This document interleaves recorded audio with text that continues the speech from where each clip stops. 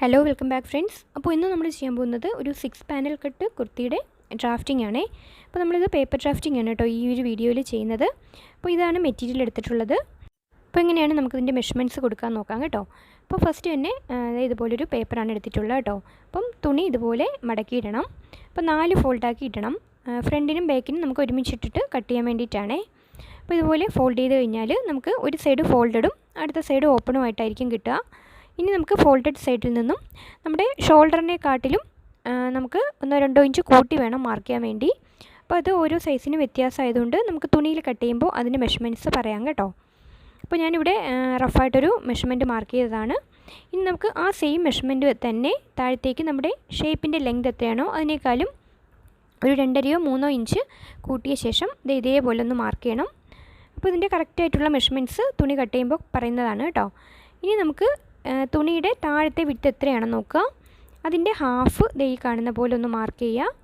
ശേഷം നമ്മളിപ്പോൾ മാർക്ക് ചെയ്ത് നിർത്തിയില്ലേ അവിടെ നിന്നും താഴത്തേക്ക് ഇതുപോലെ ഒന്ന് ചരിച്ചിട്ട് മാർക്ക് ചെയ്ത് കൊടുക്കുക.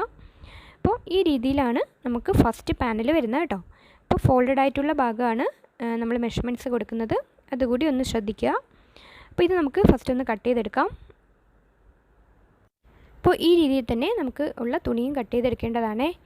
ഇനി നമുക്ക് ഈ ഒരു സൈഡില്ലേ ഓപ്പൺ ആയിട്ടുള്ള ഭാഗം, ഈ ഓപ്പൺ ആയിട്ടുള്ള ഭാഗം ഇതുപോലെ നമ്മുടെ ഈ ഒരു പോർഷനോട് ചേർന്ന് വരണം കണ്ടോ. ഇതുപോലെ നമുക്ക് കിട്ടണം. ഇതാണ് നമുക്ക് ജോയിൻ ചെയ്യേണ്ടത് കേട്ടോ. അപ്പോൾ അത് ജോയിൻ ചെയ്ത ശേഷം നമുക്ക് ബാക്കിയുള്ള ആം ഹോളും ബാക്കി മെഷർമെൻറ്റ്സ് എല്ലാം തന്നെ കൊടുക്കണം.